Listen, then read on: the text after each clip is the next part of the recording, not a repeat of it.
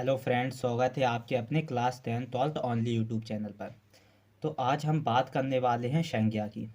ये video number second है। अगर आपने वीडियो नंबर फर्स्ट नहीं देखा हो, कहा जाए डे फर्स्ट नहीं देखा हो, तो आपको मैंने वीडियो के डिस्क्रिप्शन बॉक्स में उस वीडियो की लिंक दे रखी है। आप वहाँ से जाकर उस वीडियो को वॉच कर सकते हो। ठीक है, उसमें मैंने क्या बताया था, भाषा बताया था, भाषा क्या होती है और भाषा की जो लिपि क्या होती है और जो वर्ड क्या होते हैं, वर्डों के उच्चारण किस प्रकार होते हैं। तो इन सब के बारे में मैंने उसको वीडियो नंबर फर्स्ट में बताया। ये वीडियो नंबर सेकंड है जिसमें हम बात करने वाले हैं संज्ञा की, कि संज्ञा क्या होती है और इस संज्ञा को हम किस प्रकार कहा जाता है, किस प्रकार अपने भाषा और व्याकरण में किस प्रकार इसका उच्चारण करते हैं। तो आज का जो सेशंस होगा वो सारा संज्ञा के ऊपर होगा। संज्ञा क्या होती है, संज्ञा किस प्रकार कारक करती है, इसके उपरांत सारी जो चर्चा होती है संज्ञा के ऊपर हम करने वाले हैं। अगर आप कहा जाए वीडियो पर नए हो तो प्लीज़ वीडियो को लाइक करें एंड सेशन कहा जाए चैनल को सब्सक्राइब कर लें, क्योंकि मैं इस चैनल पे क्या करता हूँ, क्लास 10 ट्वेल्थ से जो रिलेटेड जो मटेरियल्स होता है उसे प्रोवाइड करता हूँ। लेकिन जो मैं हिंदी पढ़ा रहा हूँ वो क्लास 10th के लिए भी है, क्लास 12th के लिए भी है, और जो कॉम्पिटिटिव की एग्ज़ाम्स की तैयारी कर रहे हैं उनके भी लिए ये हिंदी की क्लासेस बहुत ही अच्छा कहा जाए, बहुत ही अच्छा एक रोल प्रोवाइड करेंगे। क्योंकि इसमें मैं क्या करूँगा, कंप्लीट जो सिलेबस होता है कॉम्पिटिटिव एग्ज़ाम्स का वो मैं आपको इस प्ले लिस्ट के रूप में प्रोवाइड करवाऊँगा और पूरा एग्जैक्टली इसका सिलेबस बना के एक प्ले लिस्ट अपलोड कर दूँगा। तो आज का क्या है, आज संज्ञा की चर्चा करते हैं। चलो वीडियो को स्टार्ट करते हैं कि संज्ञा क्या होती है। आप ऐसे समझ लो संज्ञा क्या होती है। देखो, मैं आपको सिंपल रीजन में बता दूं संज्ञा की, कि आपको जो दिखाई दे रहा है, कहा जाए आप जिस वस्तु, जिस चीज़, जिस स्थान, किसी का भी आप एक नाम दे सको, क्या दे सको, उसका एक नाम दे सको, निश्चित नाम दे सको, उसे हम संज्ञा मान लेंगे। क्या मान लेंगे, संज्ञा मान लेंगे। अगर आप किसी रूम पर बैठे हो, कहा जाए अपने रूम में एक कमरे में अंदर बैठे हो, या आप छत पर खड़े हो, तो आपको कुछ चीज़ें दिखाई दे रही होंगी। तो जिस चीज़ का आप क्या कर सकते हो, नाम दे सकते हो, उसे हम क्या कह देंगे, क्या कह देंगे, संज्ञा कह देते हैं। क्या कह देंगे, उसे संज्ञा कह देते हैं। आप सिंपल रीजन में समझो, और जो डेफिनेशंस लिखा है, जो परिभाषा लिखी है उसे तो मैं समझाऊंगा, लेकिन आप सिंपल रीजन में समझ लो। आपको कुछ नहीं आता, आपको नहीं पता कि संज्ञा क्या होती है। आप बस इतना समझ लो कि जिस चीज़ का, जिस वस्तु, जिस स्थान, जिसका हम क्या कर सकें, जिस चीज़ का हम नाम दे सकें, जिस चीज़ का नाम दे सकें उसे हम क्या कह देंगे, संज्ञा कह सकते हो। अगर आप एक अपने कमरे में बैठे हो, आप कमरे में देखना, फैन दिखेगा, कहा जाए कुर्सी सीट दिखेगी, टेबल चेयर, जो कुछ भी दिखेगा आपको, उसका जो नाम दे दो आप, तो उसे आप क्या मान लेना, उसे नाम कहा जाए संज्ञा मान लेना। क्या मान लेंगे, संज्ञा मान लेंगे। अब इसकी परिभाषा देखते हैं कि संज्ञा क्या होती है। संज्ञा की बात करेंगे, कि जो परिभाषा की बात करेंगे, संज्ञा को नाम भी कहा जाता है। कहा जाता है संज्ञा को क्या कहा जाता है, एक नाम कहा जाता है। संज्ञा को क्या कहा जाता है, नाम कहा जाता है। किसी प्राणी, वस्तु, स्थान, भाव आदि का नाम ही क्या, उसकी संज्ञा कही जाती है। कहा जाता है किसी प्राणी या किसी वस्तु, किसी स्थान या किसी भाव, इन सब का जो नाम होता है उसे ही हम क्या कह देते हैं, संज्ञा कह देते हैं। या दूसरे शब्दों में किसी का नाम ही उसकी संज्ञा है। कहा जाता है, दूसरे शब्दों में कहा जाए कि किसी का नाम ही क्या होता है, उसकी संज्ञा होती है, तथा इस नाम से ही उसे पहचाना जाता है। और इस नाम से क्या किया जाता है, उसे पहचाना जाता है। संज्ञा ना हो तो पहचान अधूरी है। कहा जाता है अगर संज्ञा ना हो तो क्या होती है, उसकी पहचान जरूरी, पहचान क्या होती है, अधूरी होती है। और भाषा का प्रयोग भी बिना संज्ञा के संभव ही नहीं है, क्योंकि मैंने पहले ही बता रखा है आपको कि संज्ञा क्या होती है। जिस चीज़ का आप नाम दे सको उसे हम संज्ञा कहते हैं। अगर जिस चीज़ का नाम ही ना हो तो उसके बारे में कहा जाता है, जिस चीज़ का आप नाम ही नहीं दिया हो आपने, तो कहा जाता है संज्ञा ना हो तो पहचान अधूरी है। जिस चीज़ का आपने नाम ही नहीं दिया तो उसकी पहचान अधूरी तो होगी। और भाषा का प्रयोग भी बिना संज्ञा के असंभव है, क्योंकि आपको पता ही नहीं चलेगा कि आप किसके बारे में बात कर रहे हो। तो उसके हिसाब से आपकी जो कहा जाए भाषा, भाषा भी क्या होती है, अधूरी होती है। क्योंकि भाषा का जो रूप होता है वो किस पर निर्भर करता है, संज्ञा पर निर्भर करता है। किस पर,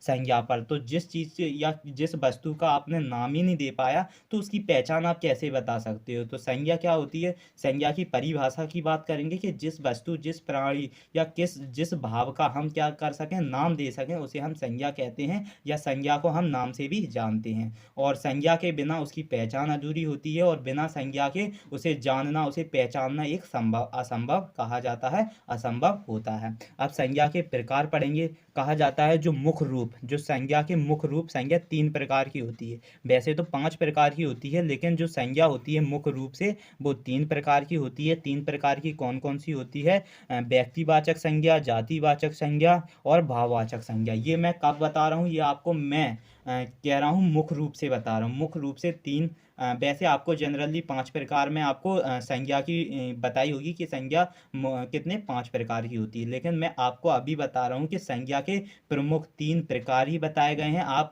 जो अगर आप स्टैंडर्ड एडवांस लेवल की अगर आप हिंदी पढ़ोगे तो उसमें संज्ञा के मुख्य रूप से 3 प्रकार बताए गए हैं, लेकिन 2 और जोड़ दिए जाते हैं। लेकिन वो समान जनरली टाइप में वो 2 जोड़ दिए जाते हैं, लेकिन मुख्य रूप से कितने होते हैं? 3 ही होते हैं। 3 कौन कौन से होते हैं? व्यक्तिवाचक संज्ञा, जातिवाचक संज्ञा और भाववाचक संज्ञा। ठीक है। व्यक्तिवाचक संज्ञा जिसे हम इंग्लिश में प्रॉपर नाउन कहते हैं, जातिवाचक को कॉमन नाउन और भाववाचक को एब्स्ट्रैक्ट नाउन्स। लेकिन जो आपके कहा जाता है जनरली 2 और उसमें कनेक्ट कर दिए जाते हैं। एक आपका कलेक्टिव नाउन कर दिया जाता है, एक आपका मटेरियल नाउन, तो वो 5 बन जाते हैं। लेकिन कहा जाता है जब आप एडवांस लेवल की पढ़ोगे तो उसमें संज्ञा के प्रमुख रूप 3 प्रकार ही बताए गए हैं। कितने बताए गए हैं? संज्ञा के प्रमुख रूप 3 ही बताए गए हैं, क्योंकि उसमें ये जो आपके 2 नाउन होते हैं, जो मटेरियल हुआ और कलेक्टिव, ये जो संज्ञा होती हैं, ये 2 संज्ञा ज़्यादा नहीं पूछी जाती हैं। इसलिए जो कहा जाए एडवांस लेवल की जब आप तैयारी करोगे किसी भी कहा जाए एसएससी के अंदर या किसी भी कॉम्पिटिटिव एग्जाम से जहाँ हिंदी उच्चारण होगा, तो वहाँ पर मुख्य रूप से आपको ये 3 ही देखने को मिलेंगी। कौन सी? व्यक्तिवाचक संज्ञा और जातिवाचक संज्ञा और भाववाचक संज्ञा। तो जो आपकी व्यक्तिवाचक संज्ञा होती है, कौन सी होती है? व्यक्तिवाचक संज्ञा की बात करें तो व्यक्तिवाचक संज्ञा क्या होती है? जो किसी व्यक्ति, स्थान, वस्तु का बोध कराती है। कहा जाता है व्यक्तिवाचक कहा जाए व्यक्तिवाचक संज्ञा एक ऐसी संज्ञा होती है जो जब किसी व्यक्ति का या किसी स्थान का या किसी वस्तु का एक बोध करा दे कि जो वस्तु है वो सिर्फ मेरी है, या कहा जाए कि मेरी माँ है, मेरी माता का नाम सुमन है। लेकिन सुमन क्या होता है? सुमन हर किसी का नाम होता है, लेकिन आपने उसमें क्या लगा दी कि मेरी, मेरी लगा दी ना, तो मेरी लगाने से ये व्यक्तिवाचक संज्ञा बन गई। क्यों? क्योंकि मेरी एक आपको क्या बता रहा है? व्यक्तिवाचक प्रॉपर बता रहा है। तो जब किसी व्यक्ति या स्थान या वस्तु का बोध करा दे उसे हम व्यक्तिवाचक संज्ञा कहते हैं। जैसे सीता, यमुना, आगरा। और जो व्यक्तिवाचक संज्ञा जो होती है वो क्या कहती है कि मैं केवल एक ही होती हूँ, मैं केवल क्या होती हूँ? मैं केवल अकेली होती हूँ, एक ही होती हूँ, मेरे अलावा कोई नहीं होता। तो वो क्या होते हैं? उसे हम व्यक्तिवाचक संज्ञा कहते हैं। क्या कहते हैं? व्यक्तिवाचक संज्ञा कहते हैं। जैसे कि आपसे किसी ने पूछा कि आप किस स्टेट्स के हो, या आपसे इसने पूछा कि किस गांव के हो, तो आपने कहा कि मैं उस गांव का हूं, तो वो आपसे ये पूछेगा कि आप एग्जैक्टली या व्यक्तिवाचक आप उसी गांव के हो, तो आप कहोगे हाँ मैं उसी गांव का हूं।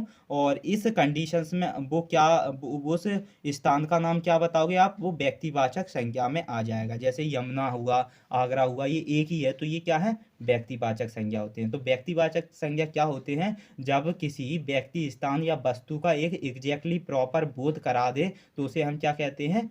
क्या कहते हैं? व्यक्तिवाचक संज्ञा कहते हैं। अब बात करेंगे जातिवाचक संज्ञा। जातिवाचक एक समूह में लेके चलती है जिसे कॉमन कहते हैं। तो जातिवाचक संज्ञा, जो संज्ञा किसी जाति समूह का बोध कराती है वे जातिवाचक संज्ञा कहलाती हैं। तो जातिवाचक संज्ञा क्या होती हैं? जातिवाचक संज्ञा की हम बात करेंगे तो जातिवाचक जो संज्ञा होती हैं तो वो वे संज्ञा होती हैं जब किसी जाति समूह का, किसका? जाति समूह का, किसी जाति समूह का बोध कराती हैं, उन्हें हम क्या कहते हैं? जातिवाचक संज्ञा कहते हैं। जैसे नदी है तो नदी, यमुना नदी भी हुई, गंगा नदी भी हुई, लेकिन इसने क्या बता दी? इसने क्या बता दी जातिवाचक संज्ञा ने? कि एक नदी है, लेकिन ये नहीं बताई कि कौन सी नदी है। अगर वो उस नदी का नाम बता दे तो वो कौन सी कैटेगरी में आ जाएगी आपकी? उसे हम किस में इंगित करेंगे? व्यक्तिवाचक संज्ञा में। अगर वो नदी का नाम बता दे और उसने ऐसा कहा कि ये एक नदी थी मेरे गांव के बगल से, या ये कह दे कि हमारे भारत में बहुत सी नदियां हैं, तो वो सभी का एक समूह रूप बता रही है, तो वो ऐसी संज्ञा को हम जातिवाचक संज्ञा कहते हैं। जैसे पर्वत, लकड़ी, तो कौन सी लकड़ी? ये पता है किस पेड़ की लकड़ी? आम की, सेब की, किसकी लकड़ी भाई? नहीं पता एग्जैक्टली। तो ये समूह में बोध करा रही है कि ये शीशम की लकड़ी भी हो सकती है, काली लकड़ी भी हो सकती है, पीली लकड़ी भी हो सकती है। तो इसने क्या किया? सारी लकड़ियों लकड़ियों को इंगित कर दिया, सारी लकड़ियों का क्या कर दिया, बोध करवा दिया। इसीलिए हम इसे क्या कह देते हैं, जातिवाचक संज्ञा कहते हैं। तो जातिवाचक संज्ञा क्या होती हैं, ये वो संज्ञा होती है जिसमें सारी किसी जाति समूह का बोध कराती हैं, उन्हें हम जातिवाचक संज्ञा कहते हैं। ठीक है, जैसे कि मान के चलो जो नदी थी आपकी, तो नदी एक जातिवाचक संज्ञा है क्योंकि यह सभी नदियों का बोध कराती है, किंतु जो गंगा है वो एक विशेष नदी का नाम है, इसलिए उसे हम व्यक्तिवाचक संज्ञा कहते हैं। ठीक है, ऐसे भी आप समझ सकते हो, जैसे कि मैन है भाई, आदमी है, तो भाई आदमी तो दुनिया में सारे ही आदमी हैं, तो ये क्या बता रही है, जो आदमी है व्यक्ति, ये आपको क्या बता रही है, एक जातिवाचक संज्ञा बता दी। लेकिन जब आप बात करोगे कि माई फादर मैन, ऐसे पिता को इंगित करोगे कि मेरे पिता कौन है, एक व्यक्ति, एक सज्जन व्यक्ति हैं, तो मेरे पिता की जब बात आएगी तो उसमें आप क्या कर दोगे, उसमें उसे किस में इंगित कर देंगे, व्यक्तिवाचक संज्ञा में इंगित कर देंगे, क्योंकि आप अपने पिता की ही बात कर रहे हो। अभी तो आप दुनिया में, संसार में जितने भी व्यक्ति हैं उन सभी की बात करोगे, जैसे कि व्यक्ति तो ये किसकी कैटेगरी में आएगी, जातिवाचक में। जब आप अपने खुद पिताजी की बात करोगे, अपने भाई की बात करोगे, ऐसी कहा जाए इस स्थान या इस जाति की बात करोगे जिसमें आपका क्या हो, जिसका आपने नाम दे दिया हो, तो उसे हम क्या कह देंगे, व्यक्तिवाचक संज्ञा कह देंगे। ठीक है, और जातिवाचक संज्ञा किसे कहते हैं, जब किसी समूह की बात की जाती है उसे हम क्या कहते हैं, जातिवाचक संज्ञा कहते हैं। अब बात करेंगे भाववाचक की। भाववाचक क्या होता है, जैसे भाववाचक की हम बात करेंगे, भाववाचक संज्ञा कहा जाता है किसी भाव, गुण, दशा आदि का ज्ञान कराने वाले जो शब्द होते हैं उन्हें हम भाववाचक संज्ञा कहते हैं। जैसे कि क्रोध, मिठास, यौवन, कलीमा।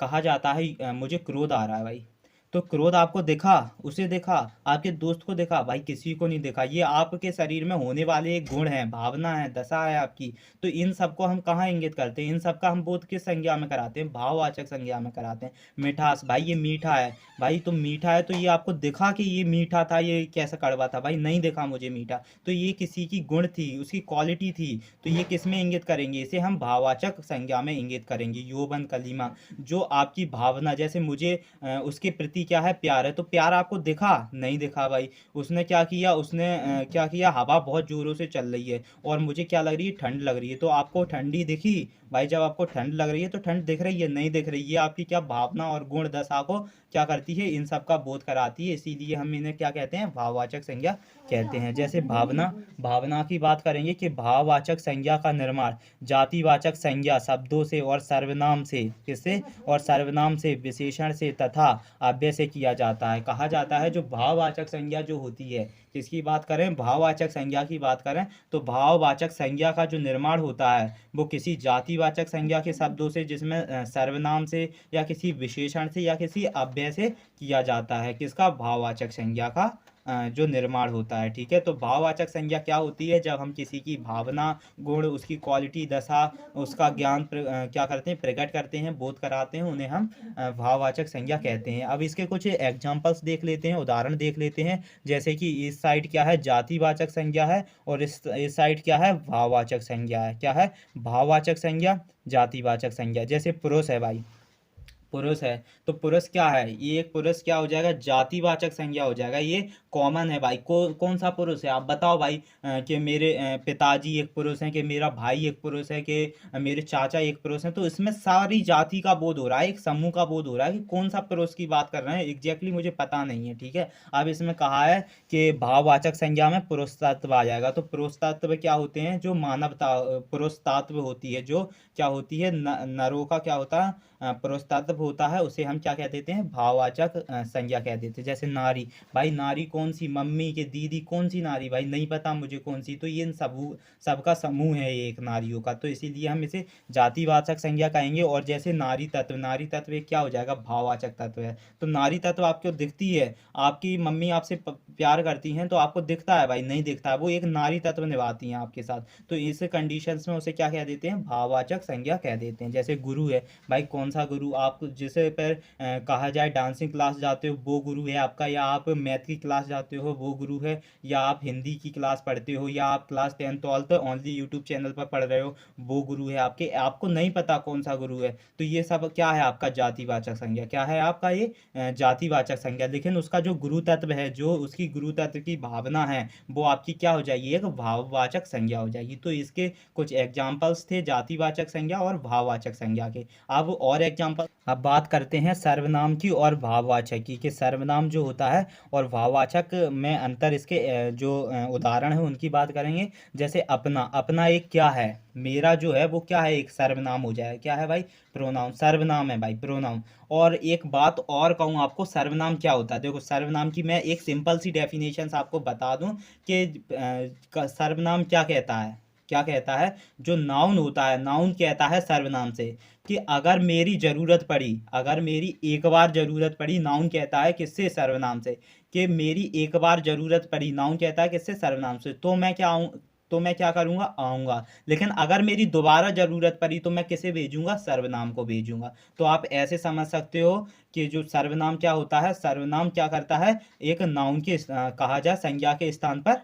प्रयोग होता है। जैसे अपना, अपना क्या है, एक सर्वनाम है और इसमें भाववाचक, जो भाववाचक संज्ञा कैसी हो जाएगी, अपनाप कहते हैं, अपनात्व, जो अपनात्व होते हैं। जैसे जो अपना है भाई ये चीज़ क्या है, मेरी है, तो ये एक सर्वनाम है, और मैं इसी चीज़ में क्या करूँगा, एक अपनेपन की भावना व्यक्त करूँगा, क्या करूँगा, अपनत्व की एक भावना प्रकट करूँगा, तो वो क्या हो जाएगी, एक भाववाचक संज्ञा हो जाएगी। जैसे मम, मम क्या है, संज्ञा है, मम क्या है, सर्वनाम है, मम क्या है, सर्वनाम है, मेरा, मम मेरा। तो इसमें एक भाव इसका क्या बताएंगे, भाववाचक संज्ञा बनाएंगे, तो जो ममत्व हो जाएगी, जो मेरी प्रति जो भावना हो जाएगी, उसे हम भाववाचक संज्ञा में इंगित करेंगे। जैसे निज, निज क्या है, सर्वनाम है, और इसका जो निजत्व हो जाएगी, ये क्या हो जाएगी, भाववाचक संज्ञा, क्या हो जाएगी, भाववाचक संज्ञा। तो भाववाचक संज्ञा को और सर्वनाम को हमने किस प्रकार समझा, जैसे कि इसमें देखा था कि जो अपना था वो एक सर्वनाम में ले लेंगे, लेकिन इसे हम जब भाववाचक संज्ञा बनाएंगे तो अपनत्व कर देंगे, क्या कर देंगे, अपनत्व कर देंगे, ठीक है। तो अपनत्व एक क्या हो जाएगी, अपने प्रति की एक भावना हो जाएगी। तो भावनाओं को किस में इंगित करते हैं, एक भाववाचक संज्ञा में इंगित करते हैं। अब बात करते हैं विशेषण की, किसकी, विशेषण की। जो शब्द आपकी क्या बता दें, किसी नाउन की क्वालिटी बता दें, भाई क्वालिटी नहीं, उसकी जो विशेषता बता दें, जैसे किसी संज्ञा की एक विशेषता बता दें, उसे हम विशेषण कहते हैं। जैसे कि सुंदर है भाई, सुंदर, तो विशेषण क्या होता है, जैसे कि विशेषण के बाद एक क्या आएगा, नाउन आएगा, तो इसका मतलब हो जाएगा एक सुंदर क्या है, एक सुंदर डॉगी है, तो डॉगी क्या हो जाएगा, नाउन हो जाएगा, वो संज्ञा हो जाएगी। तो विशेषण क्या होता है, जो क्या बताते हैं, जो क्या बता देते हैं भाई, विशेषण वो होता है जो आपकी क्या बता दें, विशेषता बता दें, किसी संज्ञा की विशेषता बता दें, उसे हम क्या कहते हैं, विशेषण कहते हैं। जैसे सुंदर, सुंदर एक विशेषण है, और इसे हम भाववाचक संज्ञा में कैसे प्रयुक्त करेंगे, जैसे कि उसकी सुंदरता, सौंदर्य, ये क्या हो जाएंगे, आपके भाववाचक हो जाएंगे, क्या हो जाएंगे, भाववाचक हो जाएंगे। जैसे वीर, वीर क्या है, एक संज्ञा की क्या बता रहा है, विशेषण बता रहा है, वीर क्या है, विशेषण है, तो इसका भाववाचक संज्ञा क्या बन जाएगा, वीरता, वीरत्व। तो उसकी जो वीर और वीरत्व की जो भावना होती हैं वो क्या होती हैं, भाववाचक संज्ञा होती हैं। जैसे धीर, जब हम किसी के प्रति धीर धरते हैं, जैसे कि मेरा इस बार सिलेक्शन नहीं हुआ, तो हम क्या करेंगे, अगले बार की क्या करेंगे, एक धीर रखेंगे, पेशेंस रखेंगे, उसके प्रति क्या करेंगे, उसका वेट करेंगे, तो उसे ही हम धीर कहते हैं। ये क्या बता रही है, विशेषण बता रही है। तो इसका जो भाववाचक संज्ञा हो जाएगा धीरता, या किसी चीज़ के प्रति धैर्य रखना, ये किस में इंगित करते हैं, भाववाचक संज्ञा में इंगित करते हैं। जैसे विशेषण है ललित, क्या है आपकी विशेषण, ललित है, तो ललित को किस में इंगित करेंगे, भाववाचक संज्ञा, किस में, ललित्य में, किस में, तो भाववाचक संज्ञा में ललित्य हो जाएगा, किसी के प्रति क्या होना, ललित होना। तो ललित क्या बता रहा है, किसी नाउन की, किसी संज्ञा की विशेषता बता रहा है, तो ललित क्या हो जाएगा, विशेषण हो जाएगा, क्या बता रहा है, विशेषण हो जाएगा, और इसका भाववाचक क्या होता है, क्या हो जाएगा, ललित्य हो जाएगा। अब बात करेंगे अव्यय की, किसकी बात करेंगे, अव्यय की बात करेंगे कि अव्यय क्या होता है। तो अव्यय की बात करेंगे, अव्यय की बात करें तो अव्यय एक क्या होता है, भाववाचक संज्ञा होती है, अब अरे भाववाचक नहीं, अव्यय और भाववाचक में क्या बताना है, एक अंतर बताना है। क्या कि अव्यय का भाववाचक संज्ञा क्या बनेगा। तो अव्यय क्या है, दूरी, निकट। जब आपकी जो कंडीशंस फॉलो करे कि मैं उससे इतना दूर हूँ, मैं उसके इतना निकट हूँ, मैं उसके नीचे हूँ, मैं उसके ऊपर हूँ, मैं रुका हूँ, थका हूँ,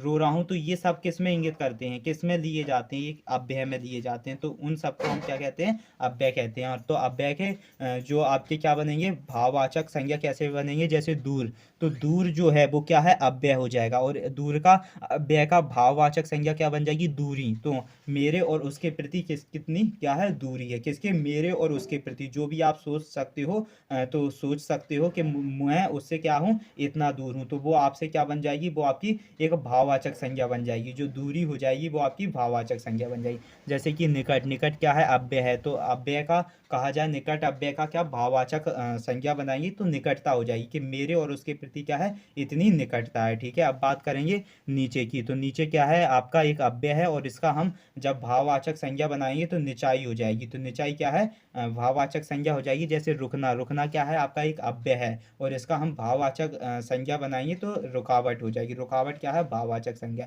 जैसे थकान, थकान क्या है, अव्यय है, तो थकान की जब हम भाववाचक संज्ञा बन जाएंगे तो क्या हो जाएगी, थकावट। तो थकावट क्या है, एक आपकी भाववाचक संज्ञा है। तो अव्यय कौन कौन से थे, अव्यय का हमने किस प्रकार भाववाचक संज्ञा बनाया है, ये आपने देख लिए। भाववाचक संज्ञा को मैंने बहुत अच्छे से समझा दी है कि, और उसके एग्जाम्पल्स भी समझा दिए मैंने। अव्यय से समझा दिया, विशेषण, सर्वनाम, और जो आपके जातिवाचक संज्ञा, उन तीनों के उदाहरण से मैंने आपको भाववाचक संज्ञा बता दिया कि भाववाचक संज्ञा किस प्रकार प्रयुक्त की जाती है, किस प्रकार हम हर एक विशेषण, सर्वनाम कहा जाता है, जातिवाचक, किस में हम अपनी भावनाओं को प्रस्तुत कर सकते हैं। ठीक है, तो उन सब की कंडीशंस मैंने आपको उदाहरण सहित बता दी। अब बात करते हैं संज्ञा, कि संज्ञा के वह रूप कहा जाता है। संज्ञा का जो रूप होता है, संज्ञा का जो रूप होता है, किसकी बात कर रहा हूँ, संज्ञा की। तो संज्ञा का रूप जो परिवर्तन लिंग में हो, वचन में हो, कारक के अनुरूप होता है, अतः इन पर विचार करना भी आवश्यक होता है। जो संज्ञा होती है,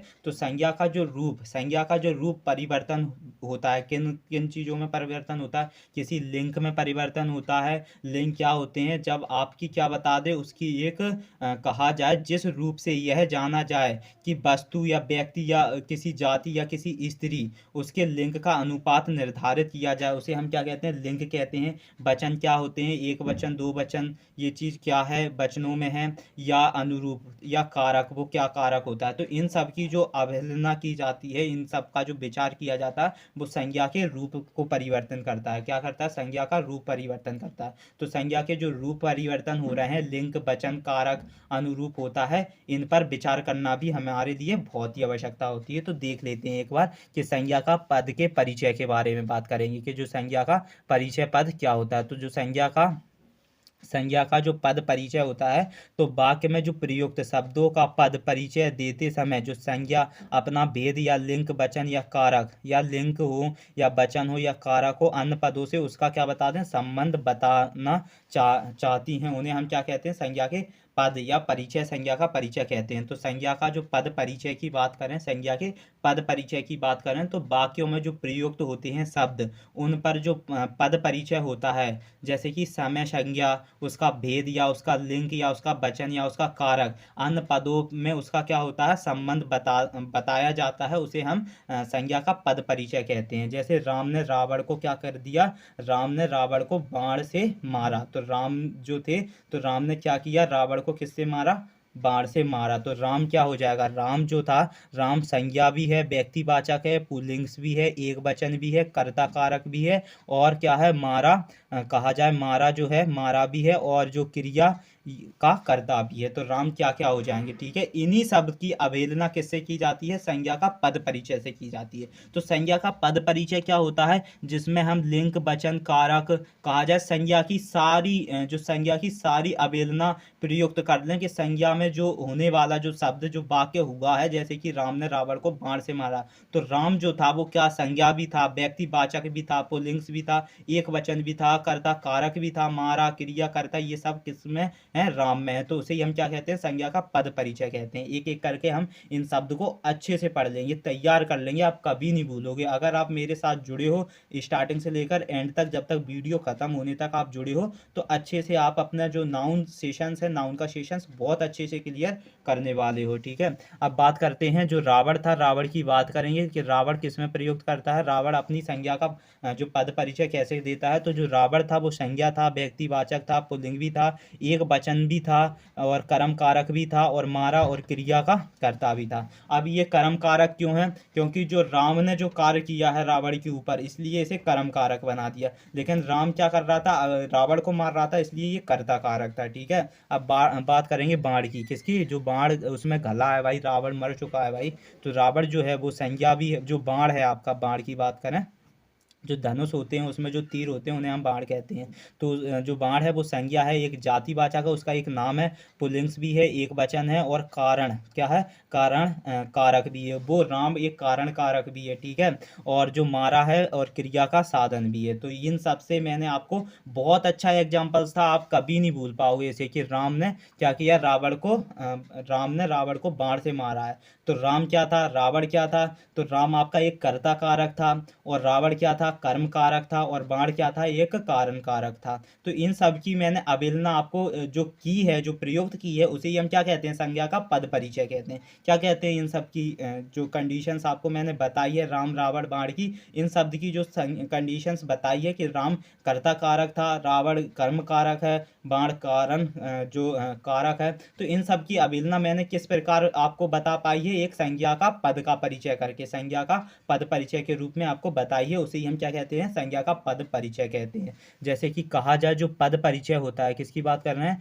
जो पद परिचय से जो वाक्य के प्रति एक पद का अलग अलग करके उसका क्या करते हैं, व्यक्तिकरणिक स्वरूप बताते हुए अन्य पदों से उसका संबंध बताना पड़ता है, इसे हम अन्वय भी कहते हैं। इसे हम क्या कहते हैं, अन्वय भी कहते हैं। कहा जाता है जो पद परिचय होता है, क्या होता है, वो मैंने आपको बता दिया कि संज्ञा का पद परिचय क्या होता है। तो जो पद परिचय होता है, इससे वाक्य के प्रत्येक पद का एक अलग अलग करके उसका क्या किया जाता है, व्याकरणीय स्वरूप बताते हैं, उसका एक व्याकरणीय स्वरूप बताते हुए जो अन्य पदों से उसका जो संबंध बताते हैं, अन्य पदों से उसका जो संबंध बताते हैं, क्या बताते हैं, अन्य पदों से उसका जो संबंध बताते हैं, उसे ही हम क्या कहते हैं, उसे ही हम क्या कहते हैं, उसे ही हम संज्ञा का पद परिचय कहते हैं। तो कहा जाता है जो पद परिचय होता है, पद परिचय से वाक्य के प्रत्येक पद का अलग अलग करके एक उसका व्यक्तिकरण स्वरूप बताते हुए अन्य पदों से उसका संबंध बताना पड़ता है, उसे हम अन्वय भी कहते हैं। कि इसे पद परिचय के अलावा उसे हम अन्वय भी कहते हैं। अब जो कंडीशंस फॉलो की है हमने, कि जो पद संज्ञा का पद परिचय, उसमें किसकी बात करेंगे हम, लिंग की बात करेंगे, कि लिंग क्या होते हैं। जो व्यक्ति में लिंग एक निर्धारित करते हैं कि जो पुरुष है या मादा है, तो लिंग उसी प्रकार हम उसे इंगित कर सकते हैं लिंग के अनुपात से। ठीक है, तो लिंग की बात करें, लिंग का शाब्दिक अर्थ की बात करेंगे कि लिंग का शाब्दिक अर्थ क्या होता है, शाब्दिक जो अर्थ क्या होता है किसका, लिंग का।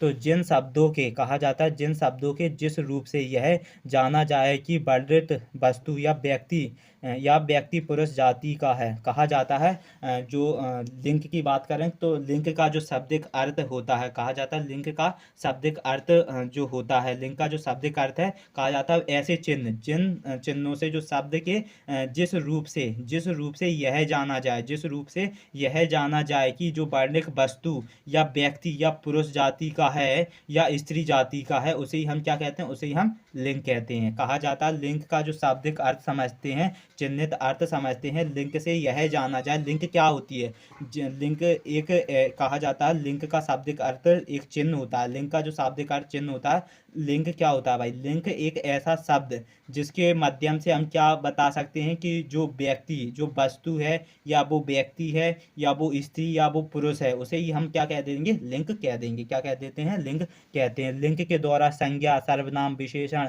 आदि शब्दों की जो जाति का बोध होता है, कहा जाता है लिंक की आप सिंपल फॉर्म में डेफिनेशन समझ सकते हो कि लिंक क्या होता है। लिंक कहा जाता है, लिंक एक ऐसी कहा जाता है, एक ऐसी प्रक्रिया होती है लिंक, जिसमें कहा जाए, जिसमें क्या निर्धारित कर सकते हो, जिसका आप, या वो वस्तु है, या वो व्यक्ति है, या वो पुरुष है, या वो स्त्री है, तो इन तीनों कंडीशंस को आप किस आधार पर बता सकते हो? लिंक के आधार पर। उसे ही हम क्या कहते हैं? लिंक कह देते हैं। और लिंक के द्वारा ही हम संज्ञा हुई, सर्वनाम हुई, विशेषण आदि शब्दों का भी उनकी जाति का बोध कराते हैं। किससे? लिंग के। अब हिंदी में दो लिंग होते हैं, कहा जाता है हिंदी के माध्यम से देखा जाए तो हिंदी के जो माध्यम से दो लिंग होते हैं, स्त्री लिंग और पुरुष लिंग। क्या होता है? स्त्री लिंग और पुरुष लिंग होता है। हिंदी में लिंग निर्धारण के लिए निम्न आधार ग्रहण किए जाते हैं। वैसे लिंग के चार प्रकार के होते हैं, लेकिन जो मैं आपको करा रहा हूँ ये हिंदी के आधार पर करा रहा हूँ। अगर आप क्लास 10 ट्वेल्थ में हो, या आप किसी कॉम्पिटिटिव एग्जाम्स की तैयारी कर रहे हो,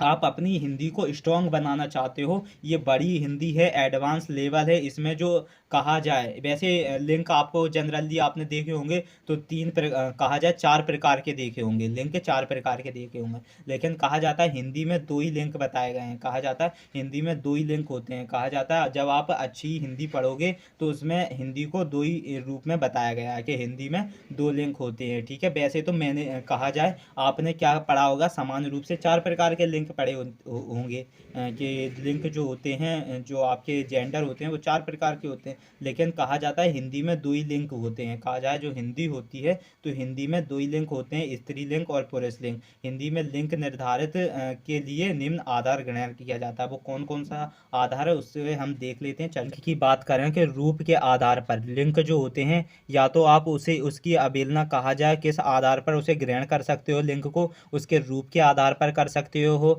अर्थ के आधार पर, या प्रयोग के आधार पर। रूप के आधार पर कैसे कर सकते हो? जब आप कहा जाए कोई भाई कोई ऐसा मनुष्य होता है जो क्या करता है, जो स्त्रियों की कहा जाए जो ऐसा मानव जीव जो क्या करे हो, साड़ी पहने हो भाई, कहा जाए घाघरा चोली पहने हो, तो आप उसकी कंडीशन, उसका रूप देख के आप क्या कह दोगे? भाई ये स्त्री है, कह दोगे। अगर वो पैंट शर्ट पहने हो, उसका रूप आपको पैंट शर्ट पहने हुए दिख रहा है, तो आप क्या कह दोगे? कि भाई ये पुरुष है। तो एक रूप के आधार पर हो सकता है। और अर्थ के आधार पर क्या है, किसी का नाम भाई माधुरी होता है, किसी का नाम भाई मनीष होता है, तो माधुरी समझ के आप क्या कह दोगे? कि माधुरी है तो ये एक लड़की होगी, ये एक स्त्री होगी। या जब आपको ऐसा लगता है मनीष है, तो आपको ऐसा लगेगा मनीष ही इसका मनीष एक लड़के का नाम होगा, तो आप अर्थ के आधार पर क्या कह दोगे उससे? कि जो स्त्री ये क्या होगा? ये एक लड़का होगा। और प्रयोग के आधार पर क्या होते हो? जब आप किसी वाक्य की अवहेलना करते हो, तो उसमें जो प्रयुक्त किए जाने वाले वाक्य होते हैं, तो उनके आधार पर भी हम क्या कर देंगे? लिंक का पता लगा देते हैं। ठीक है, तो रूप के आधार पर लिंक निर्णय का जो तात्पर्य है, किसके? रूप के आधार पर। तो शब्द की जो व्याकरणीय बनावट होती है, शब्द की जो व्याकरणीय बनावट, शब्द की संरचना में जो किन प्रत्ययों का प्रयोग हुआ है तथा शब्दांत में कौन सा स्वर है, इसे आधार बनाकर शब्द के लिंग का निर्धारण किया जाता है। कहा जाता है इनके रूप पर भी लिंग का निर्धारण किया जाता है। कहा जाता है जो रूप के आधार पर लिंग का निर्णय तत्पर किया जाता है। जो रूप होता है, तो रूप के आधार पर लिंग निर्धारण का तात्पर्य किया जाता है। और शब्द की जो व्याकरणीय बनावट के आधार पर भी आप लिंग का पता लगा सकते हो। शब्द की रचना में किन प्रयत्नों का प्रयोग हुआ है, इसके आधार पर भी आप लिंग का पता कर सकते हो। और जो शब्दांत में कौन सा स्वर है, इसके आधार बनाकर शब्द के लिंग का निर्धारित किया जाता है। जैसे पुल्लिंग की बात करें, पुल्लिंग क्या होता है? जो पुरुष जाति का बोध कराते हैं उन्हें हम क्या कहते हैं? पुल्लिंग शब्द कहते हैं। क्या कहते हैं? पुल्लिंग शब्द कहते हैं। जैसे आकारांत, क्या कह देते हैं? अकारांत। अकारांत शब्द प्राय क्या होता है? पुल्लिंग होता है। जो अकारांत शब्द होते हैं, अकारांत या अकारांत शब्द क्या होते हैं? हमेशा पुल्लिंग होते हैं। जैसे कि राम, सूर्य, क्रोध, समुद्र, चीता, घोड़ा, कपड़ा, घड़ा, और जो घाड़ा, गधा, ये आदि क्या हैं? ये सब पुल्लिंग के, कहा जाए पुल्लिंग शब्द का क्या करा रहे हैं? बोध कराते हैं। तो पुल्लिंग शब्द क्या होते हैं? जो अकारांत या अकारांत शब्द होते हैं वो प्राय कैसे होते हैं? पुल्लिंग का बोध कराते हैं, इसीलिए हम उन्हें पुल्लिंग शब्द कहते हैं। जैसे कि कहा जाए कि बेभाव वाचक संज्ञाएं जिनके अंत में तव, बा, या, कहा जाए तव, बा या होता है बे प्राय कैसे होते हैं, पुल्लिंग होते हैं। यथा जैसे कि कौन से, जैसे गुरुत्व, गौरव, शौर्य आदि ये शब्द किस में आते हैं, इन शब्दों का बोध किस में होता है, पुल्लिंग में होता है। ये आप याद रखना, आपके कॉम्पिटिटिव एग्जाम्स में ये आपको ये ऐसी हिंदी पढ़ने को नहीं मिलेगी, क्योंकि मैं आपको ये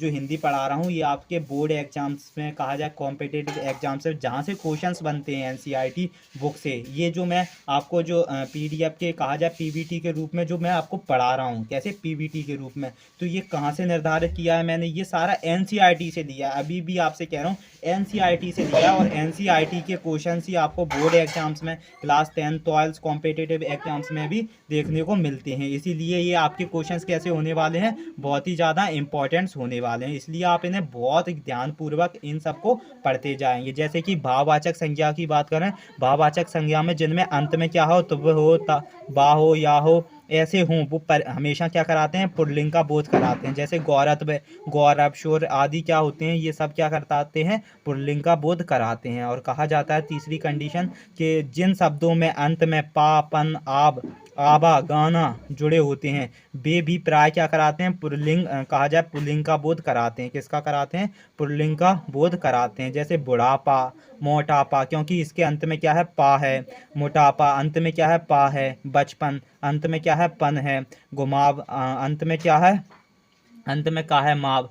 तो ये, और बुलावा, पागल खाना, तो खाना, बा, ये सब क्या है, इनके अंत में क्या है, पा था, और पन था, आब था, आवा, खाना, ये सब जुड़े हैं इनके शब्द के अंत में, इसीलिए हम इन्हें क्या कह देंगे, पुल्लिंग कह देंगे। क्या कह देंगे, इसीलिए हम इन्हें पुल्लिंग शब्द कहते थे। तो पुल्लिंग शब्द की जो 3 कंडीशंस थी कि किस आधार पर पुल्लिंग से जाना जाता है, तो तीनों कंडीशंस मैंने आपको बता दी हैं। आप चाहें तो इनका स्क्रीनशॉट भी ले सकते हो, ठीक है, लेकिन इन्हें ज़रूर याद कर लें। ये एनसीईआरटी बुक से ली हुई ओरिएंटेड, कहा जाए, ये आपको पेपर्स में देखने को ज़रूर मिलने वाली हैं। जितनी भी मैं आपको करा रहा हूँ ये सारी एनसीईआरटी की बुक से रिलीज की गई हैं, इसलिए ये आपके लिए बहुत ज़्यादा इंपॉर्टेंस होने वाली हैं। अब बात करेंगे स्त्री, जो स्त्रीलिंग शब्दों की, कि स्त्रीलिंग शब्द किन आधार पर पता कर सकते हैं कि वो स्त्रीलिंग है।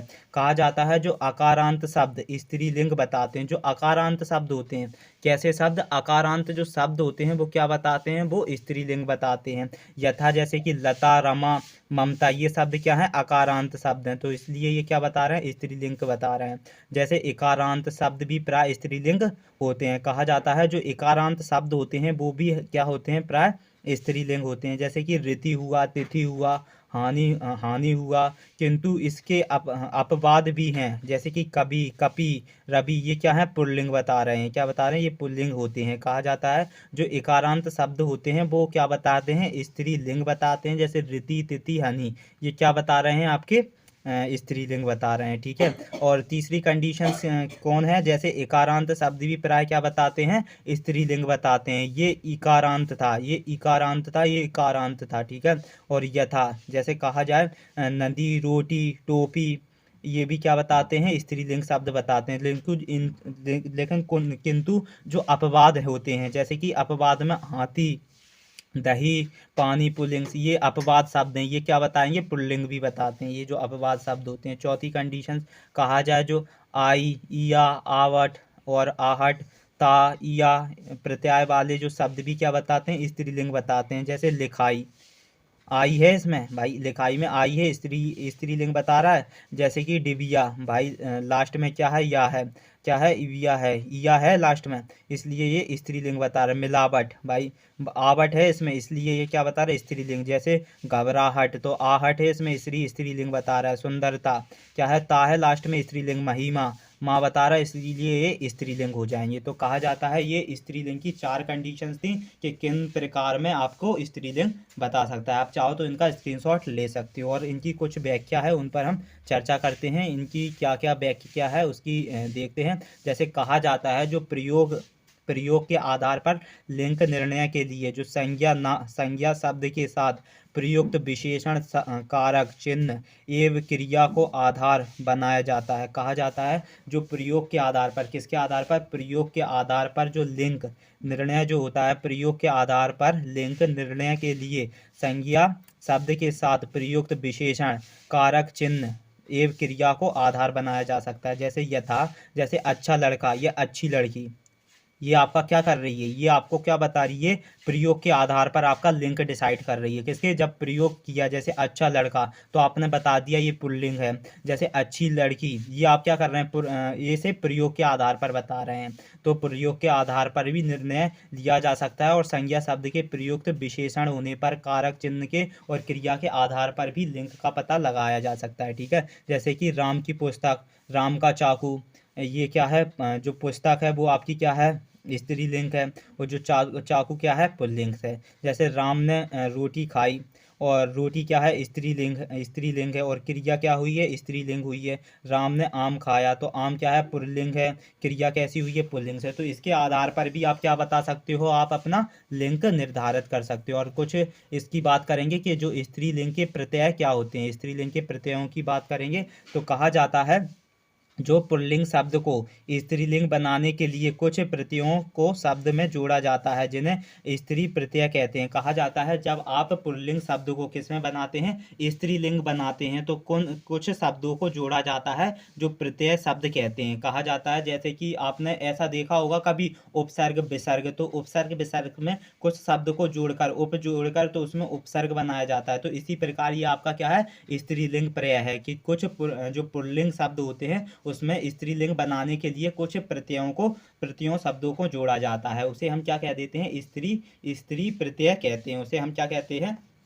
स्त्री प्रत्यय कहते हैं। जैसे कि देखेंगे, जो आपका ई था, ई, जैसे बड़ा, बड़ा था, तो ई जोड़कर भी, ई आपका किस रूप में काम करता है, प्रत्यय के रूप में काम कर रहा है। तो ई को जोड़कर, जैसे बड़ा था, तो बड़ा में, बड़ा आपका क्या था, पुल्लिंग था, बड़ा आपका क्या था, पुल्लिंग था। जब आपने इसमें ई जोड़ दिया तो आपकी बड़ी बन गई, तो बड़ी आपकी स्त्रीलिंग हो गया। जैसे छोटा, तो छोटा था, जब आपने ई किस रूप में जोड़ दिया, प्रत्यय के रूप में ई जोड़ दिया, तो आपका जो छोटी हो गई, तो छोटी क्या बन गई, स्त्रीलिंग बन गई। जैसे भला, भला पुल्लिंग था, जब आपने प्रत्यय ई को जोड़ दिया तो भली बन गई, इसलिए ये पुल्लिंग्स हो जाएगी। इसी प्रकार ये एग्जाम्पल्स हैं। तो आप समझ गए होंगे ना कि स्त्रीलिंग में प्रत्यय का जो उच्चारण पुल्लिंग से शब्द को स्त्रीलिंग में किस प्रकार बनाते हैं। ठीक है, जैसे कि इन्हीं, इन्हीं क्या है, प्रत्यय है, तो योगी में इन्हीं जोड़ेंगे तो योगिनी हो जाएगा, तो ये स्त्रीलिंग हो जाएगा। जैसे कमल, कमल में इन्हीं जोड़ देंगे अपन, तो ये क्या हो जाएगी, कमलिनी हो जाएगी, इसलिए ये क्या हो जाएगा, ये स्त्रीलिंग बन जाएगा। जैसे इन,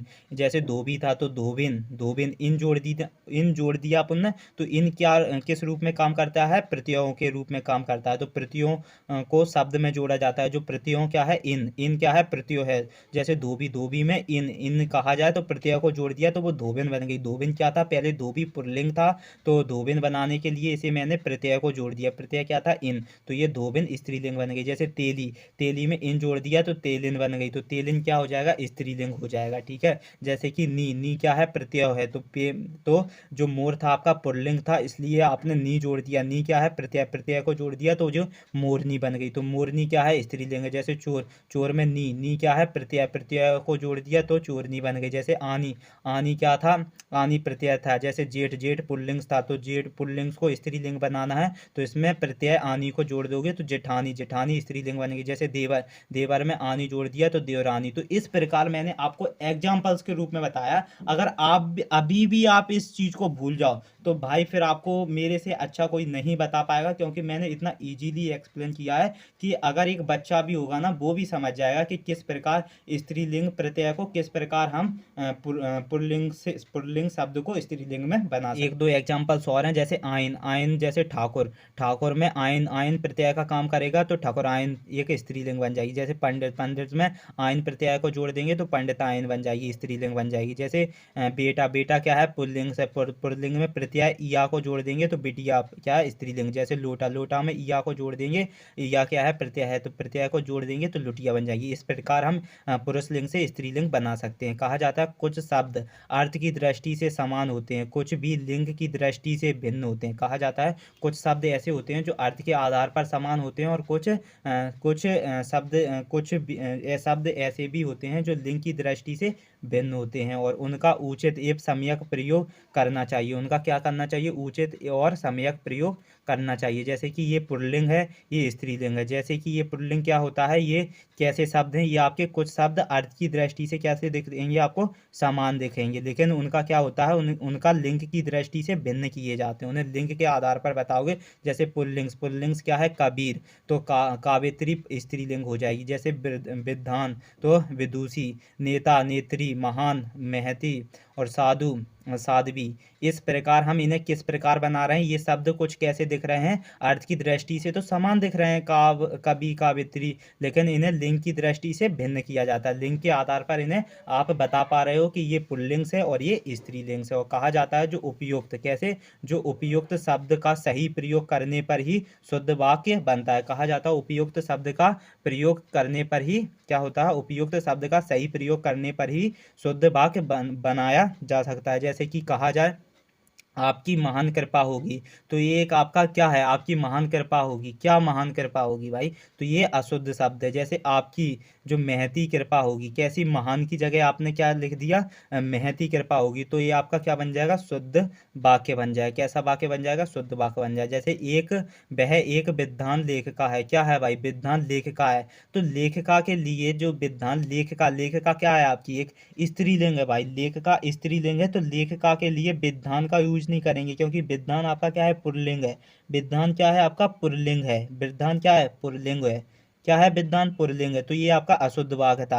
जब आपने विदुषी, क्योंकि आप लेखिका की बात कर रहे हो, लेखिका क्या है आपकी स्त्रीलिंग है, और तो स्त्रीलिंग के लिए आप स्त्री क्या क्या यूज करोगे, स्त्रीलिंग ही यूज करोगे, तो आप विदुषी कर दोगे। तो विदुषी क्या है, विदुषी होने पर आपका क्या हो जाएगा, वह एक विदुषी लेखिका है, तो आपका शुद्ध वाक्य बन जाएगा। तो कहा जाता है जो उपयुक्त वाक्य होते हैं उनका सही प्रयोग करने पर ही शुद्ध वाक्य बनता है। जैसे कि स्त्रीलिंग पर स्त्री वाचक ही आपके क्या करोगे, स्त्रीलिंग पर स्त्रीलिंग ही क्रिया करोगे, ना कहा जाए संज्ञा का प्रयोग करोगे, और कहा जाए पुल्लिंग पर पुल्लिंग का ही उपयोग करोगे। जैसे कि इसमें जो कृपा होगी, तो कृपा जो थी, महान कृपा होगी, तो किसी स्त्री की कृपा होने वाली थी, तो इसमें महान गलत हो जाएगा जब आप महती लिखोगे, क्योंकि स्त्री की कृपा हो रही है, तो महती आपका सही हो जाएगा। आप समझ गए हो ना मैंने आपको क्या बताया। अगर आपको अभी भी समझ में नहीं आया है तो प्लीज़ कमेंट करो आप, कि आपको इतनी सरल इजीली, बिल्कुल कहा जाए बिल्कुल जीरो से समझा रहा हूँ, तब भी आपको समझ में नहीं आया है, तो प्लीज़ कमेंट करो।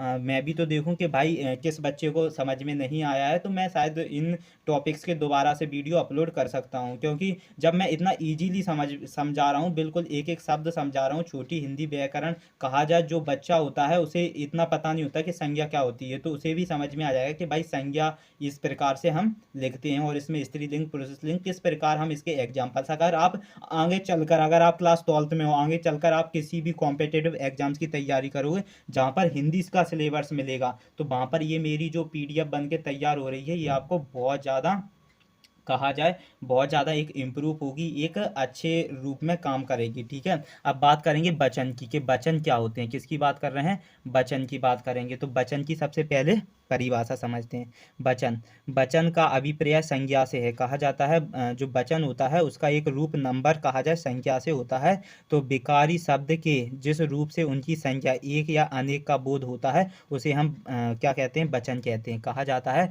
वचन की परिभाषा की बात करें तो अपन को जब ये बात का पता चल जाए कि जो शब्द का हम विकारी शब्द का रूप परिवर्तित करा रहे हैं, उसका बोध बता रहे हैं, तो उसमें ये पता लग जाए कि वो एक है या वो अनेक है, तो ऐसी कंडीशंस में हम उसे वचन कहते हैं। तो वचन क्या होता है, जब वचन वो होता है, वचन का अभिप्राय संज्ञा संज्ञा से होता है, किससे, नंबर से होता है। नंबर्स क्या होते हैं, 1 2 3 4 5 6, ये सब आपके क्या होते हैं, नंबर्स होते हैं। तो विकारी शब्द के जिस रूप से उनकी संख्या एक है या अनेक है इसका बोध होता है, उसे हम क्या कहते हैं, वचन कहते हैं। उसे हम क्या कहते हैं, वचन कहते हैं। ठीक है, तो हिंदी में केवल 2 वचन होते हैं, जो हिंदी होती है उसमें केवल 2 वचन होते हैं। एक कौन सा होता है, एक वचन होता है और एक बहुवचन होता है। तो एक वचन की बात करेंगे तो जब शब्द के जिस रूप से एक वस्तु या एक पदार्थ का ज्ञान होता है उसे हम एक वचन कहते हैं। जैसे बालक, भाई एक बालक, घोड़ा, भाई एक घोड़ा। जब आपने किताब पढ़ा तो ऐसा नहीं लगा कि एक ही किताब थी, मेज पढ़ी तो आपको ऐसा नहीं लगा कि एक ही मेज थी। तो इस कंडीशंस में आप उसे क्या कह सकते हो, एक वचन है। तो कहा जाता है जिन शब्दों में जिस रूप में एक वस्तु एक पदार्थ का बोध होता है, एक वस्तु एक पदार्थ का ज्ञान होता है, उसे हम एक वचन कहते हैं। बहुवचन की बात करेंगे, कहा जाता है बहुवचन क्या होता है। तो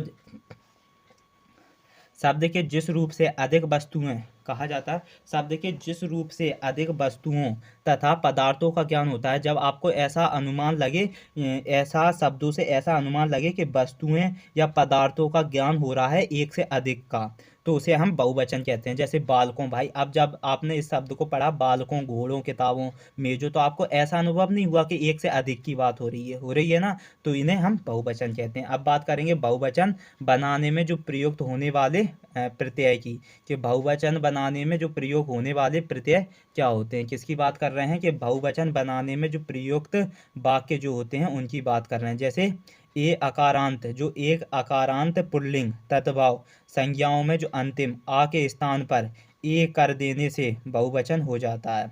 कहा जाता है जो ये अकारांत पुल्लिंग जो तत्भाव संज्ञा में जो अंतिम में आ के स्थान पर, अंतिम में किसके, आ के स्थान पर ए कर दिया जाए, आ के स्थान पर ए कर दिया जाए, तो वो क्या बन जाता है, बहुवचन बन जाता है। जैसे कि जो घोड़ा, तो लास्ट में आ था, आ बड़े आ की मात्रा थी, लेकिन इसके स्थान पर, बड़े आ के स्थान पर मैंने ए कर दिया तो घोड़े बन गया, तो इसलिए ये क्या बन गया, बहुवचन बन गया। तो बहुवचन कैसे बनता है, संज्ञा में जब अंतिम का आ था तो आ के स्थान पर ए कर दिया तो बहुवचन बन गया। जैसे लड़का, लड़का के अंत में बड़े आ की मात्रा है, तो आपने क्या कर दिया, बड़े आ की मात्रा को हटा के आपने ए की मात्रा लगा दी, छोटे ए की, तो लड़के हो गया, तो ये आपका बहुवचन बन गया। जैसे गधा, जो गाधा था, तो लास्ट में क्या था, आ का डंडा था, तो आ के डंडे पे आपने क्या किया, आ वाला हटा के ए कर दिया तो गधे हो गया। तो इस हिसाब से भी आपका क्या होता है, इस कंडीशंस में भी आप बहुवचन बना सकते हो। दूसरा देखते हैं कि दूसरा एग्जांपल्स क्या कह रहा है, कि जो ए,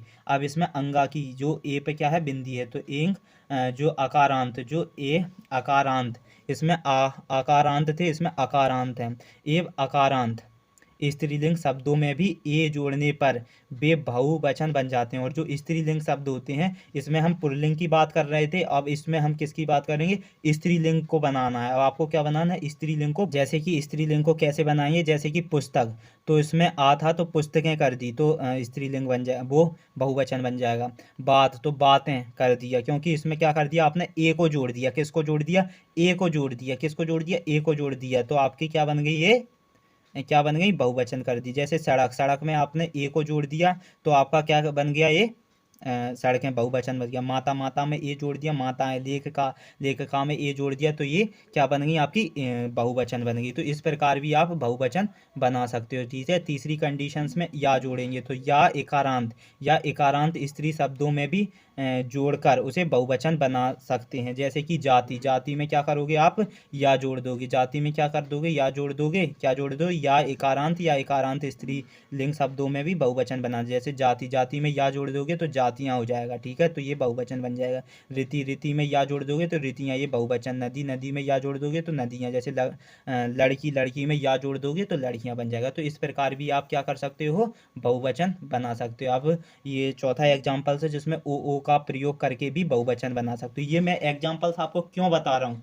क्योंकि मैं आपको अभी, आप किसी भी क्लास के विद्यार्थी हो, मैं ये नहीं कह रहा, तो आपको अभी भी बता रहा हूँ, आप बड़ी से बड़ी परीक्षा हासिल करने के लिए, उसमें जीत पाने के लिए प्रैक्टिस बहुत ज़रूरी होती है। इसीलिए एग्जाम्पल्स प्रैक्टिस ये आपके लिए इम्प्रूव करती है कि आप में कितना वो है, कितनी कैपेसिटी है कि शब्द को बनाने में, कॉम्पिटिशन लड़ने में। जब तक आप उसे एग्जाम्पल्स के थ्रू एक्सप्लेन नहीं करोगे, अपने अकेले अंदर बैठकर उसको इम्प्रूव नहीं करोगे, तब तक आप कोई सी भी परीक्षा, छोटी से छोटी हो, बड़ी से बड़ी हो, उसे आप हासिल नहीं कर सकते। उसमें सफलता कहा जाए, सफलता हासिल नहीं कर सकते, क्योंकि सफलता का एक ही सॉल्यूशंस, एक ही फॉर्मूला होता है कि ट्राई अगेन टू ट्राई, कहा जाए practice is the key of success. Practice ही आपकी एक, क्या कहते हैं, जो आपकी सफलता की एक चाबी होती है। तो इस प्रकार मैं आपको एग्जांपल्स इसीलिए बताता हूँ। अब इसमें बहुवचन किससे बनाएंगे, ओ का प्रयोग करके।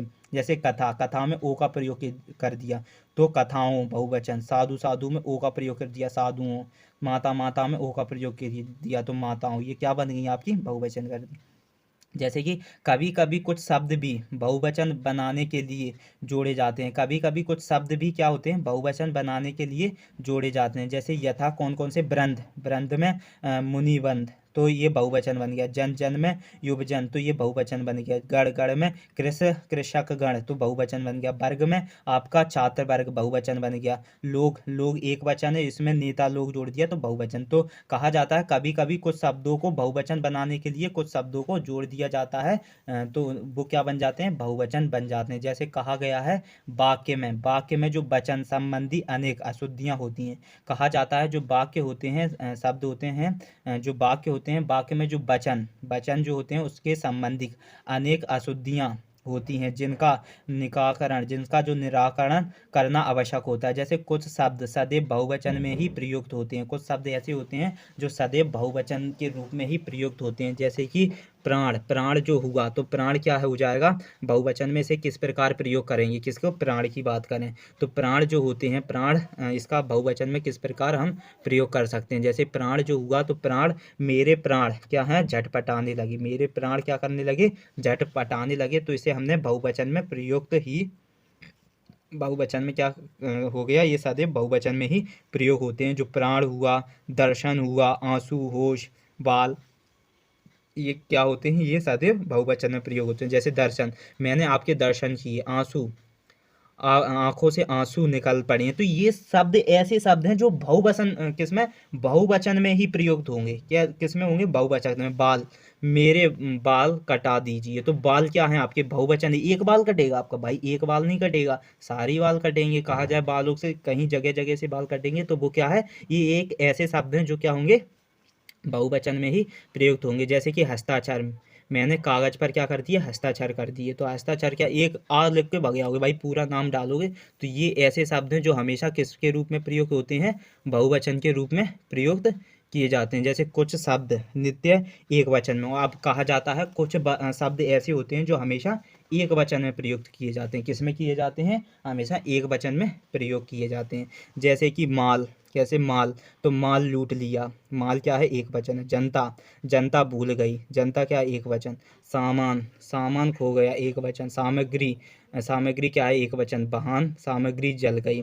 सोना, सोना क्या है, एक वचन। सोने के भाव कम हो गए। तो ये शब्द क्या है, ये शब्द एक वचन है। जैसे आदरणीय व्यक्ति के लिए बहुवचन का प्रयोग होता है। जो रिस्पेक्टिव व्यक्ति होता है, रिस्पेक्टिव पर्सन्स होते हैं, उनके लिए हमेशा बहुवचनों का ही प्रयोग किया जाता है। जैसे पिताजी आ रहे हैं, तो पिताजी एक आदरणीय व्यक्ति हैं, रिस्पेक्टिव व्यक्ति है, तो उसके लिए हमेशा बहुवचन प्रयोग होता है। जैसे पिताजी आ रहे हैं। तुलसी क्या है, तुलसी एक श्रेष्ठ कबीर है, तुलसी क्या है, श्रेष्ठ कबीर है। तो ये कैसे, ये रिस्पेक्टिव पर्सन है, आदरणीय व्यक्ति हैं, इसलिए इनका हमेशा बहुवचन का ही प्रयोग। जैसे कहा जाए आप क्या चाहते हैं, तो आप, कहा जाए जब आप सामने वाले को आदर देते हो तो वो एक आदरणीय व्यक्ति ही माना जाता है, तो उसके लिए हम बहुवचन का प्रयोग करते हैं। अब इसके कुछ एग्जाम्पल्स हैं, ये जो मैं एग्जाम्पल्स आपको कराता हूँ ये आपको इम्प्रूव कर देती है कि आप जब तक आपने अभी तक जो पढ़ा है उसे हम किस प्रकार उसके क्वेश्चंस हमें देखने को मिलते हैं। तो एग्जाम्पल्स बहुत ज़रूरी होता है। जैसे अनेक शब्द का प्रयोग गलत है, एक का बहुवचन अनेक है, अतः अनेकों का प्रयोग अशुद्ध माना जाता है। जैसे कि वहाँ अनेकों लोग हैं, तो जो अनेकों लोग हैं, तो जब आपको लोग ही पता चल गया था कि लोग हैं भाई, एक तो आदमी होगा नहीं, इतना पता है लोग के हिसाब से, तो लोग के हिसाब से फिर आपको अनेक लगाने की, अनेकों लगाने की ज़रूरत नहीं है। तो इसमें अनेकों गलत हो जाएगा। जब आप लोग जो होते हैं वो एक सामूहिक ही तो होंगे भाई, लोग, लोग जिसमें बच्चे, स्त्री, कहा जाए मैन, सब आते हैं, उन्हें लोग कहते हैं। तो लोगों के पते लगाने के लिए उसमें अनेकों का क्या रोल है भाई, अनेकों का क्या रोल है, तो उसमें अनेक ही लगा देंगे। कहा जाता है जो अनेक शब्दों का प्रयोग गलत होता है, कौन, जो अनेकों होता है, अनेकों, अनेकों शब्द का प्रयोग जब हम करते हैं वो गलत होता है, क्योंकि एक वो क्या करता है, एक का बहुवचन अनेक होता है। जब आप एक का जो बहुवचन होता है वो अनेक होता है, अतः अनेकों का प्रयोग अशुद्ध माना। जैसे कि बाग में अनेकों वृक्ष हैं, तो भाई वृक्ष, भाई वृक्ष जब आपको पता है, वृक्ष, वृक्ष एक बहुवचन है, क्या है, बहुवचन के। भाई कौन सा वृक्ष, पीपल का, शीशम का, भाई सारी वृक्ष उसमें इंगित हो जाते हैं, इसलिए उसमें क्या, अनेकों नहीं लगाना, उसमें अनेक लगाना है। इसलिए बाग में अनेक वृक्ष होते हैं। इस प्रकार आप एग्जाम्पल से कर सकते हो। एग्जाम्पल्स बहुत ज़रूरी होते हैं। अभी भी मैं कह रहा हूँ एग्जाम्पल्स आपको इम्प्रूव कर देती है कि आप जो पढ़ रहे हैं उसमें हम किस प्रकार, हमें बोर्ड एग्जाम्स में, कॉम्पिटिटिव एग्जाम्स में किस प्रकार हमें ये प्रश्न देखने को मिलेंगे। ठीक है, अब बात करते हैं कारक की। कारक क्या होते हैं, कारक बहुत ज़रूरी है भाई। देखो कारक क्या होते हैं? कारक कर्ता, कर्म, कारण, संप्रदा जो संबंधित क्या बताते हैं आपके सर्वनाम नाउन में जो काम हो रहा है भाई वो कारक पर निर्भर करता है। जैसे कि कारक की परिभाषा समझते हैं, जैसे कि संज्ञा तथा सर्वनाम का जो वाक्य के अन्य पदों जैसे कि विशेषता क्रिया से जो संबंध होता है उसे क्या कहते हैं? कारक कहते हैं। जैसे जैसे कि राम ने रावण को मारा, तो जो ने था अपना कि राम ने किसको मारा? राम ने, तो जो ने था, ने किस रूप में काम कर रहा है? कारक के रूप में। ने किसके रूप में कर रहा है? कारक में। तो उसे ही हम क्या कहते हैं? कारक कहते हैं। जैसे राम ने किसको? को क्या है आपका? कारक है। से क्या है? कारक है। तो ना हुआ, इसमें ने हुआ, को हुआ, से हुआ, ये सब कारक होते हैं। तो कारक की परिभाषा क्या हो जाएगी कि संज्ञा या सर्वनाम का वाक्य के अन्य पदों, विशेषता, क्रिया से जो संबंध होता है उसे कारक कहते हैं। यथा राम ने क्या किया? रावण को बाण से मारा। तो ये सब आपकी क्या थी? ये आपकी सब क्या थी भाई? परिभाषा कहा जाए ये आपकी कारक की परिभाषा थी। ठीक है। और इन वाक्य में राम क्रिया है, मारा, मारा जो है राम पर जो क्रिया मारा का करता है और रावण इस मारण क्रिया का कर्म है। और जो बाण से यह क्रिया संपन्न हुई है, किससे? बाण से यह क्रिया संपन्न हुई है। रावण क्या है? एक मारण की क्रिया का कर्म है। ठीक है। और जो आपकी राम क्या है? इस वाक्य में राम क्रिया है। क्या कर रहा है? राम एक क्रिया का रूप कर रहा है जिसमें मारा कर रहा है, मारा एक करता है। ठीक है। और अतः जो बाण क्रिया का साधन होने के कारण है, और राम जो बाण है वो बाण क्या है? एक क्रिया के होने का साधन है। ठीक है। जैसे कि कहा जाए राम ने रावण को मारा है, तो राम क्या है? एक क्रिया के रूप में है, और जो मारा क्या है? एक कर्ता के रूप में है। और इसमें जो मारण है वो क्रिया का कर्म बन जाएगा। और जो बाण क्या हो जाएगा? बाण क्रिया संपन्न हो रही है, बाण पर, बाण से यह क्रिया क्या हो रही है? संपन्न हो रही है। अतः जो बाण क्या बन जाएगा? क्रिया का साधन बन जाएगा। ठीक है। अब इसके कारक और कारक चिन्ह पढ़ लेते हैं। कारक और कारक चिन्ह जितना भी मैं आपको करा रहा हूँ ये सारा एनसीईआरटी का है भाई। एनसीईआरटी, और एनसीईआरटी कहा जाए जहाँ पर इम्पोर्टेंस की बात आए वहाँ पर एनसीईआरटी आती है, जहाँ पर इम्पोर्टेंस वहाँ पर क्या होती है? एनसीईआरटी। क्योंकि एनसीईआरटी से ही आपके कॉम्पिटिटिव एग्जाम्स, जितने भी हाई लेवल के एग्जाम्स जहाँ पर इम्पोर्टेंस वहाँ पर एनसीईआरटी। ठीक है। अब बात करेंगे कारक की कि कारक और कारक के चिन्ह, जो कारक होते हैं और कारक के चिन्ह क्या होते हैं। जैसे कारक में कर्ता, कर्ता क्या है? ने, कर्म क्या है? को, ये कारक होते हैं। जो कहा जाए कारण कर्ता, जो कारण कर्ता के जो कारक चिन्ह होते हैं जैसे कि से और के द्वारा, ये कारक चिन्ह है किसके? कारण कर्ता के। और जो संप्रदान कारक है इसके कारक चिन्ह कौन कौन से हो जाएंगे? को और के लिए। और अपादान, जो अपादान है, अपादान जो है, अपादान कारक के जो कारक चिन्ह है वो कौन सा है? से है। संबंध कारक के जो कारक चिन्ह कौन से होते हैं? का, की के। अधिकार कारक के जो कारक चिन्ह है वो में, पर। और जो संबोधन के संबोधन कारक के जो कारक चिन्ह हो जाएंगे हे, हरे। तो ये आपके क्या हैं? ये आपके कारक चिन्ह है भाई। ये आपके कारक हैं और ये आपके कारक चिन्ह है। ये सारे क्या थे? आपके कारक थे और ये आपके कारक चिन्ह हैं। तो आप इन्हें याद रखना, जब कारक की बात आए तो कारक चिन्हों की बात आई तभी तो आप पता कर सकते हो। अब आपसे ये कह दिया भाई से क्या है? से एक कारक चिन्ह है। भाई कौन सा कारक चिन्ह है? तो आप कारक का कौन सा कारक चिन्ह है? तो ये हो जाएगा अपादान कारक है। ये कौन सा है? से एक कारक चिन्ह है। ये कौन से कारक का चिन्ह है? तो अपादान कारक का। कौन से? अपादान। जैसे का, की के, ये एक कारक चिन्ह है। भाई कौन से कारक चिन्ह है? ये है संबंध कारक है। कौन से कारक चिन्ह है? ये एक संबंध कारक है। तो इस प्रकार भी आपसे पूछ लिया जाता है बोर्ड एग्जाम्स, कॉम्पिटिटिव एग्जाम्स, जब आप पटवारी की तैयारी करो, एसएससी जीडी, जहाँ पर हिंदी की बात आएगी भाई, यहाँ पर हिंदी की बात आएगी वहाँ पर ये मेरी प्लेलिस्ट आपको इम्प्रूव कर देगी। अभी भी कह रहा हूँ, जहाँ पर हिंदी की बात आएगी वहाँ पर मेरी ये प्लेलिस्ट पूरी कहा जाए पूरी वॉच कर लेना, पूरी प्लेलिस्ट देख लेना। इतना मैं गारंटी ले रहा हूँ आपको हिंदी निखार देगी। हिंदी क्या कर देगी? निखार देगी। ठीक है। अब बात करेंगे जो कारण और अपादान, कारण और अपादान का अंतर की बात करेंगे। कारण और अपादान के अंतर की बात करेंगे तो कारण और अपादान दोनों कारकों में से जो से चिन्ह का प्रयोग, किसका? से चिन्ह का प्रयोग होता है। कहा जाता है कारण और अपादान दोनों में से जो से चिन्ह का प्रयोग होता है, किंतु इन दोनों में जो मूलभूत अंतर है, कहा जाता है लेकिन इन दोनों में एक मूलभूत अंतर है। कारक क्रिया का साधन या उपकरण है। कहा जाता है जो कारण होता है वो क्रिया या साधन का उपकरण है, और जो कर्ता कार्य संपन्न करने के लिए जिस उपकरण या साधन का प्रयोग करता है, जो कर्ता होता है वो कार्य को संपन्न करने के लिए किसी उपकरण या साधन का प्रयोग करता है, और जो आपका कारण होता है वो क्रिया का साधन का एक उपकरण होता है और उसे कारण कहते हैं। इन दोनों की जो क्रिया को कारण कहते हैं। जैसे कि मैं पेन लिखता हूँ, तो इसमें जो यह पेन लिखने का उपकरण है, अतः पेन शब्द का प्रयोग कारण कारक में हुआ है। जो पेन शब्द का प्रयोग एक कारण कारक के रूप में हुआ है। जैसे कि कहा जाए, देखो सबसे पहले क्या करेंगे, कारण और अपादान में अंतर बात करेंगे। तो जो कारण और अपादान दोनों कारकों में से जो से चिन्ह का प्रयोग होता है, किंतु इनमें एक मूलभूत अंतर होता है। जैसे कारण जो क्रिया होती है, कारण क्रिया का साधन का एक उपकरण होता है, साधन का एक उपकरण है कौन, कारण। और जो कार्यकर्ता जो कार्य होता है, कर्ता, किसकी, कर्ता की बात करें तो कर्ता कार्य संपन्न करने के लिए जिस उपकरण का साधन का प्रयोग करता है उसे कारण कहते हैं। जैसे कि मैं पेन से लिखता हूँ, मैं क्या करता हूँ, पेन से लिखता हूँ। मैं क्या करता हूँ भाई, पेन से लिखता हूँ। तो यह जो पेन है वो क्या है, एक उपकरण है। अतः पेन शब्द का कारक, पेन शब्द का प्रयोग कारण कारक में हुआ है। पेन शब्द का प्रयोग किस में हुआ है, कारण कारक में हुआ है। अब बात करेंगे अपादान में। जो अपाय, अपादान में अपाय अलगाव का भाव निहित है। क्या कहा जाता है, जो अपादान में अपाय का भाव निहित है। यथा, यथा जो पत्ता पेड़ से गिरा, किसकी बात हुई है, पत्ता पेड़ से गिरा। तो जिसमें ये जो अपादान कारक पेड़ में है, अपादान कारक किसमें है, पेड़ में है, और पत्ते में नहीं है, पत्ते में नहीं है। जो अलग हुआ है उसमें अपादान कारक नहीं माना जाता। कहा जाता है पेड़ से पत्ता अलग हुआ है, तो पत्ते में क्या है, अपादान कारक नहीं माना जाता है। अपितु जहाँ से अलग हुआ है, जहाँ से अलग हुआ उसमें अपादान कारक होगा। लेकिन जहाँ से जो अलग हुआ, जैसे पेड़ से अलग हुआ है तो पेड़ क्या हो जाएगा, अपादान कारक हो जाएगा। पेड़ तो अपनी जगह स्थिर है, लेकिन पेड़ क्या है, अपनी जगह क्या है, स्थिर है। जो पेड़ है वो क्या है, अपनी जगह क्या है, एक स्थिर है।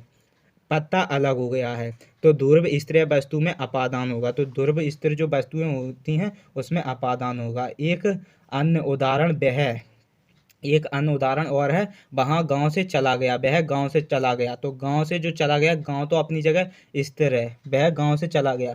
तो गांव में क्या है, अपादान कारक है। क्यों, क्योंकि गांव तो अपनी जगह स्थिर है, तो वह चला गया। तो ये क्या है, कहा जाए अपादान कारक। तो आप समझ गए हो भाई अपादान कारक क्या है। एक बार और बता देता हूँ, अपादान उपाय का जो भाव निहित करता है उसे हम अपादान कारक कहते हैं। जैसे पत्ता पेड़ से गिरा, तो पत्ता क्या हो जाएगा, जो तो जो आपका अपादान कारक पेड़ में है, तो अपादान जो स्थिर रहती है वो अपादान कारक होता है, ये समझ लो। जो स्थिर रहती है, पेड़ स्थिर है, पेड़ कहीं नहीं जा रहा है, तो पेड़ स्थिर है, तो पेड़ क्या है, अपादान कारक है। लेकिन पत्ता नहीं है, जो अलग हुआ उसमें क्या है, अपादान कारक नहीं माना जाता है। अपितु जहाँ से अलग हुआ है, जैसे पेड़ से अलग हुआ है उसे हम अपादान कारक कहते हैं। पेड़ तो अपनी जगह स्थिर है, पत्ता अलग हुआ है भाई, तो पत्ता ध्रुव स्थिर है, एक अपादान होगा। कैसा होगा, ध्रुव स्थिर वस्तु में अपादान होगा। एक अन्य उदाहरण और भी है, जैसे वह गांव से चला गया। जैसे वह गांव से चला गया, तो गांव तो अपनी जगह स्थिर है, गांव गांव तो कहीं भगेगा नहीं, तो गांव अपनी जगह स्थिर है, तो गांव क्या है, अपादान कारक है। गांव क्या हो जाएगा, अपादान कारक हो जाएगा। ठीक है। जैसे कारकों की पहचान हम किस रूप में करते हैं, तो कारकों की पहचान है, कारकों की पहचान कारक चिन्हों से की जाती है। जो कारकों की पहचान होती है वो कारक चिन्हों से की जाती है। कोई शब्द किस कारक में प्रयुक्त होते हैं, कहा जाता है कोई शब्द किस कारक में प्रयुक्त होते हैं, यह वाक्य के अर्थ पर भी निर्भर है। कहा जाता है कोई शब्द होता है वो कारक में प्रयुक्त होता है, इसका पता सिर्फ वाक्य के अर्थ पर ही निर्भर करता है। सामान्यतः कारक निम्न प्रकार के होते हैं। जो सामान्यतः जो कारक होते हैं वो कुछ निम्न प्रकार के होते हैं। जैसे कि कर्ता, कर्ता जो है, कर्ता किस पर निर्भर करता है, क्रिया को संपन्न करने वाले को हम क्या कहते हैं, कर्ता कहते हैं। और जो कर्म क्या होता है, वो क्रिया को प्रभावित होने वाला, जो क्रिया को प्रभावित करने वाला उसे हम कर्म कहते हैं। और जो कारण क्या होता है, क्रिया का साधन या उपकरण को हम क्या कहते हैं, कारण कहते हैं। और जो संप्रदान की बात करेंगे, तो जिसके लिए कोई क्रिया संपन्न की जाए, जिसके लिए कोई क्रिया संपन्न की जाए उसे हम संप्रदान कहते हैं। तो इस प्रकार आप कारक का पता लग सकते हो। तो कर्ता क्या होता है भाई, ये कर्ता, कर्म, कारण, ये संप्रदान, ये आपको वाक्य बनाने में वाक्य पूछ लिए जाते हैं इनके लिए, या आप इसका स्क्रीनशॉट ले लें, या आप ध्यान से जो मैं पढ़ा रहा हूँ उस पर गौर दें, लिखें, या वीडियो बैक करके देखें। लेकिन इन्हें जरूर याद कर लें कि कर्ता क्या होता है। कर्ता जो क्रिया को संपन्न करने वाले को हम क्या कहते हैं, कर्ता कहते हैं। कर्म क्या होता है, कर्म कर्म जो क्रिया को प्रभावित करने वाला कहा जाए, जो क्रिया को प्रभावित होने वाले को हम कर्म कहते हैं। कारण क्या होता है, जो क्रिया का साधन या उपकरण करता है उसे हम क्या कहते हैं, कारण कहते हैं। संप्रदान क्या होता है, जिसके लिए कोई क्रिया संपन्न की जाए, जिसके लिए कोई क्रिया संपन्न की जाए उसे हम संप्रदान कहते हैं। और जो अपादान क्या होता है, अपादान की हम बात करेंगे कि अपादान क्या होता है। तो अपादान की हम बात करेंगे कि जो अपादान, जहाँ अलगाव हो, जहाँ अलगाव हो वहाँ ध्रुव या स्थिर अपादान होता है। जहाँ अलगाव हो वहाँ क्या होता है, ध्रुव या स्थिर अपादान होता है। तो अपादान क्या होता है, जहाँ अलगाव हो वहाँ ध्रुव या स्थिर अपादान होता है। ठीक है। अब संबंध की बात करेंगे, जहाँ दो पदों का परस्पर संबंध बताया जाए। जहाँ दो पद, कोई सा भी पद होता है उसका परस्पर संबंध बताया जाए उसे हम संबंध कहते हैं। अधिकरण किसे कहते हैं, जो क्रिया के आधार पर किसी स्थान, समय, अवसर आदि का बोध कराता है उसे हम क्या कहते हैं, अधिकरण कहते हैं। संबोधन किसे कहते हैं, किसी को जो पुकार कर संबोधित किया जाए उसे हम संबोधन कहते हैं। किसी को पुकार कर उसे संबोधित करें उसे हम संबोधित कहते हैं। तो आज हमने किसकी, कारक की बात कर ली, वचन की बात कर ली, नाउन का पूरा कंप्लीट टॉपिक कहा जाए, संज्ञा पूरी कंप्लीट कर दी हमने। अब आपको संज्ञा पढ़ने की ज़रूरत नहीं है। अगर आपने इस वीडियो को स्टार्टिंग से लेकर एंड तक वॉच किया तो मैं अभी भी गारंटी ले लूँगा आपको संज्ञा पढ़ने की ज़रूरत नहीं है। संज्ञा का बेस, एडवांस सब समझा दिया। जो वर्जन इसके जो सवाल बनते हैं वो सारे समझा दिए, और यहीं से क्वेश्चंस पूछे जाते हैं और अदर क्वेश्चंस आपसे नहीं पूछे जाएंगे। जो मैं इस वीडियो में जो सिलेबस आपको प्रोवाइड कर रहा हूँ यहीं से क्वेश्चन पूछे जाते हैं। जितना मैं डिलीट कर रहा हूँ, जितना सिलेबस मैं रिमूव कर रहा हूँ, जैसे कि मैंने आपको संज्ञा 3 प्रकार के पढ़ाए थे, 2 छोड़ दिए थे, तो वो 2 आपसे नहीं पूछे जाएंगे। अभी भी मैं कह रहा हूँ, मेरा विश्वास करो, वो 2 आपसे नहीं पूछे जाएंगे, लेकिन मैंने उनका बता दिया था आपको कि उनका क्या मतलब था। जो रिमूव हो रहा है उसका भी मैं आपको बताता चल रहा हूँ। ठीक है। तो अगर मेरे साथ आप जुड़े हो, मेरी सारी प्लेलिस्ट को आप अच्छे से वॉच कर रहे हो, तो आपकी जो सामान्य हिंदी स्ट्रांग होने वाली है। आप क्लास 10 12th में हो, कॉम्पिटिटिव एग्जाम्स की तैयारी कर रहे हो, तो वहाँ पर ये मेरी सामान्य हिंदी बहुत ही आपको इम्प्रूव कर देगी। क्योंकि अभी जनरली मैं देखूँ तो इसमें पूरा कंप्लीट सिलेबस है। इस जो PDF में बन के तैयार हो रही है इसमें कंप्लीट सिलेबस है। क्या है, कंप्लीट, जो आप कॉम्पिटिटिव एग्जाम्स क्लास 10 क्लास 12 सब में चलेगी ये सामान्य हिंदी। तो आज के लिए इतना ही रहने देते हैं, मिलते हैं नेक्स्ट वीडियो में, जिसमें हम सर्वनाम की बात करेंगे। किसकी बात करेंगे, सर्वनाम की भी बात करेंगे। ये नेक्स्ट वीडियो भी आपके लिए बहुत इंपॉर्टेंट होने वाली है। तो जितनी भी प्लेलिस्ट है वो सारी इंपॉर्टेंट्स हैं, आपको हिंदी स्ट्रॉन्ग करनी है तो प्लीज़ वॉचिंग माई चैनल, कहा जाए वॉचिंग माई वीडियो, और मेरा जो चैनल है उसे प्लीज़ इस चैनल को सब्सक्राइब कर लो, क्योंकि आपको नोटिफिकेशंस, बेल आइकन को ज़रूर दबा लो। जब भी मैं ऐसी वीडियो अपलोड करूं तो आपको तुरंत प्रोवाइड हो। जैसे ही मैं यहाँ वीडियो अपलोड कर दूँ आपको तुरंत प्रोवाइड हो। इसलिए आप चैनल को प्लीज़ सब्सक्राइब कर लो, और अपने दोस्तों को भी चैनल के बारे में शेयर करो, वीडियो शेयर करो। मतलब आप अपने दोस्तों को भी बताओ कि मुझे यहाँ से इंपॉर्टेंट चीज़ें, इंपॉर्टेंट मटेरियल प्रोवाइड हो रहा है, वो भी NCERT का। किसका, NCERT का। तो आज के लिए इतना ही रहने देते हैं, मिलते हैं नेक्स्ट वीडियो में।